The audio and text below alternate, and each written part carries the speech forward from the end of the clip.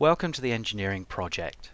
We're now going to have a look at how your project will work, what you'll need to do, the structure of the project, and what deliverables and evidence are required during the different phases of the project.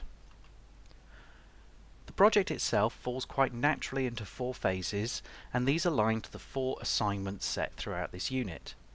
Initially, there'll be a phase on defining the project, looking at what it is you're actually going to do.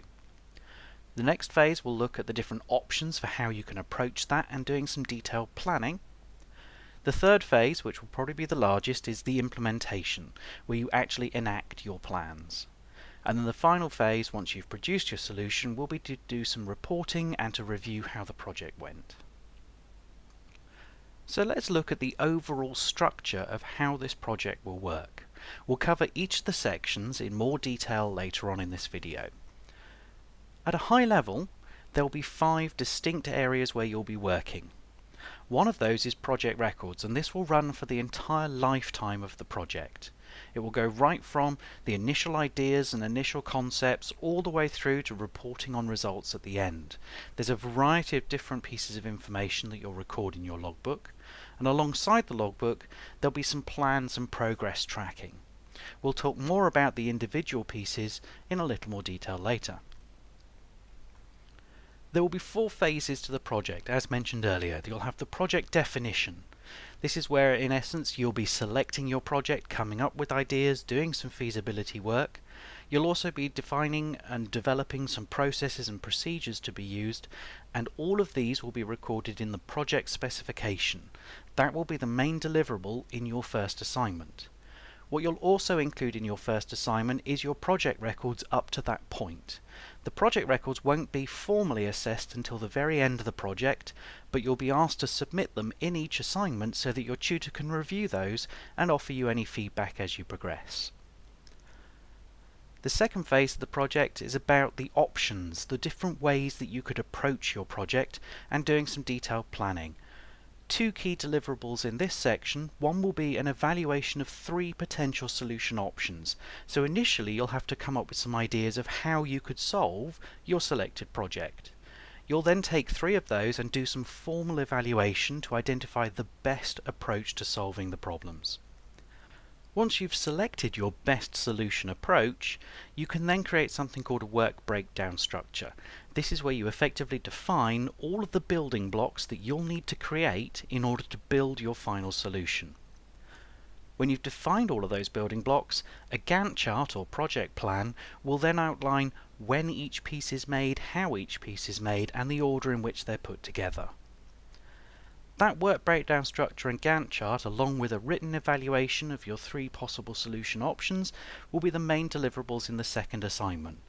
Again, as before, you'll also submit your project records to that point, but they'll be for an informal review. The third phase is the implementation phase. As said earlier, this is usually the largest phase. It's where you actually execute your plan, where you do the work and you generate your solution. What you'll be doing here is capturing all the results as you go through and ultimately creating your solution deliverable, the actual output of your project. One of the other things you'll need to do in this phase, once you've created your solution, is evaluate it against the specification that you created in the first phase to make sure that what you've made actually does what is needed. Again, for the assignment, as well as submitting the solution deliverable, you'll also submit your project records for review. In the final phase of the project, when everything is completed, you'll actually then do some reporting and reviewing. 3 key things in here will be a business presentation that you'll need to create and deliver outlining your project and the results, a formal written project report. Again, there's a template for this project report in the e-learning, and then personally you'll be asked to do a critical evaluation of how the project went and the work that was done within it. These 3 things will then be submitted again along with the project records, but as this is the final assignment, the project records will now also be formally assessed. So let's take a quick look at each of these in a little more detail so you know what goes into them. The project records. There will be two key deliverables in here. The first is the logbook. There's a template for this in the e-learning, and this is where you maintain a record of all the activities that you perform. Everything from the ideas you have at the beginning right the way through to the final deliverable at the end. You'll need to make note of decisions that have been made, what sources of information you've used, and that can come from research, that may come from within your own business if you're doing a project based at work. You'll review your progress on a regular basis. You'll identify any issues that arise or any changes that are made, and you'll ultimately record what has been achieved and what results have come from the work. You'll need to set yourself a review schedule. A lot of the evidence in the logbook will come from the implementation phase, and it's very easy to become focused purely on the work that you're doing and to forget to take a step back every now and again and make sure things are running according to plan. In the first phase of the e-learning, you'll find that template for the logbook. It's worth starting to make notes now. The very second you complete this introduction video and you start to think about your project, keep a record of the ideas that you have. The plans and progress piece is the other main deliverable in the project records area. This will only be created in phase 2 of the project, because until you've selected your project you can't create a plan for it. But from phase 2 onwards, the plan and the work breakdown structure should be maintained and kept up to date. Keep an original baseline. That's the initial plan that you create. That may change over time, but you'll need to keep the original along with any major changes that you make throughout the project. You'll need to update the plan with progress in regular reviews. You can identify tasks that are underrunning or overrunning and adapt your plans accordingly. You'll also need to review your progress against those targets so that you can spot anything that's going out of plan. There's a great piece of software in the online learning to help you create Gantt charts and to manage your plan. So this first phase. When it comes to generating some ideas, it's worth speaking to your manager or your team, especially if you're working in an engineering environment. If you can identify some work that can be done in the office or in the workplace, then that's fantastic. It's a great opportunity to get some real experience in managing a project. It can also be helpful, even if you're going to do a project for yourself, to brainstorm some ideas with others, like-minded friends, engineers that you work with, perhaps a mentor, and document your concepts. Keep a note of things. When it comes to then selecting a project, you want as many ideas as you can, but you want to then research the feasibility of them. What is actually possible and what can be done? Understand limits placed upon you. If you're doing the project in a work environment, what restrictions are placed upon you? Even if you're doing it for yourself, what restrictions apply? How much time can you make available to this? Also think about the duration that it's likely to take. If something's obviously going to take 12 to 18 months, it's not suitable for this unit. It would hold up your qualification.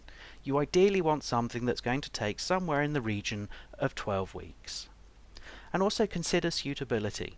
Some ideas you have may be fantastic, but if you can't actually deliver the work, then again it's not really going to be suitable. When it comes to defining the processes and the procedures, you may be able to find some existing processes and procedures through research, and that's fine. You're also likely to need to create some that will be unique and specific to your project. How is your project actually going to work? Things like reviewing progress and reporting on progress. Especially if you're doing a project based in the work environment, who are you accountable to and what do they want to see as you run through the project? Who else needs to be involved? Whether you're doing this in work or not, you may need the involvement of others. Who are those people and are they available? How are you going to approach the implementation? Are there industry standards that you need to follow? How about compliance? If there's legal or business-based requirements upon your project, how are you going to ensure that it meets those? Perhaps you need a process for handling changes. And what is your overall strategy? So think about how you're actually going to do the work and design or create or find some processes and procedures to help. All of this information will then be included in your project specification. Again, this is another one where a template is provided. You will need to document the context a bit about the background, why this project is necessary. Define the purpose and the outcomes. You'll need to look at success criteria. How will you know if your solution is acceptable or does the job? What are the quality criteria? As mentioned earlier, are there third parties? Are there other people involved? Is there legislation? How about intellectual rights? Especially if you're doing this in a work environment, do you need to define who owns the intellectual rights? Is it you or is it the company? There may also be confidentiality considerations, in which case you'll need to document those, and of course, as mentioned, your processes and procedures. So the actual assignment will be the project specification, and as mentioned, you'll also submit your logbook and any other project records just for review at this point. The project specification will be formally assessed. Phase 2, the options and planning. This is about how you're going to solve the problem. There may be more than one way to actually deliver what's needed in the project. So you're going to look at multiple approaches. You'll need to research applicable knowledge, you'll need to research what's been done before, what already exists in the marketplace, and you'll need to identify the necessary resources. You can then evaluate each of those options and select the best approach. As mentioned earlier, you'll then need to create something called a work breakdown structure. This is where you define what needs to be produced. Some of the things you produce may be consumed by a later stage of your project, so they may be an input to a later activity. Some of them will be an output, something that will actually go to building the final solution. And you'll need to think about what sequence or order those are created in. You'll also then need to create a Gantt chart, and this is where you identify the activities or the tasks that are necessary to create those work items and also to construct them, to put them together and to build the solution. Again, this is where your consideration of resources and third parties comes in. The tasks in your plan should produce the work breakdown structure items, and as mentioned, they may also consume some of those work breakdown structure items. In your plan, you should make sure that every item in your work breakdown structure relates to at least one task or activity. If it doesn't, then you're missing something. There's a great piece of software available in the online learning to help you with the project plans. For the actual assignment, a written evaluation of your 3 solution approaches and the selection of the best is required. You'll also need to submit the work breakdown structure and the Gantt chart. Again, purely for informal review, you'll need to submit the logbook and any other project records. You'll notice at this point the plans and progress have come in as a part of the project records. In essence, for this assignment, it is your work breakdown structure and Gantt chart. In assignments 3 and 4, it will be updated versions of those. So the third phase, the implementation phase. This is where you get to actually do the work. So do it, follow your plan, perform the tasks. You need to create the work items that you've defined. You'll obviously have to handle any changes or issues that come up, and you may therefore need to refine the project throughout. That may be because something you had not been able to predict comes up, or it might be because you see a better way of moving forward. Both are acceptable reasons to change the project. Record it. Document your results. Think about written accounts. Think about visual evidence, auditory evidence, and witnesses. If you involve other people, ask them to provide some written evidence. Perhaps you can record team meetings or discussions. If you're producing physical items, perhaps take images of them and document written work. Retain all of your work products. They ultimately form the solution. And then, as mentioned earlier, you will need to evaluate it. So go back to the original project specification and decide, does it deliver what was asked for? Does it meet the quality criteria? If there was legislation, does it meet those? Does it meet all of the success criteria? And if it doesn't, what are you going to do about it? For the actual assignment, again, your logbook, your plans progress, and any additional project records will be informally reviewed.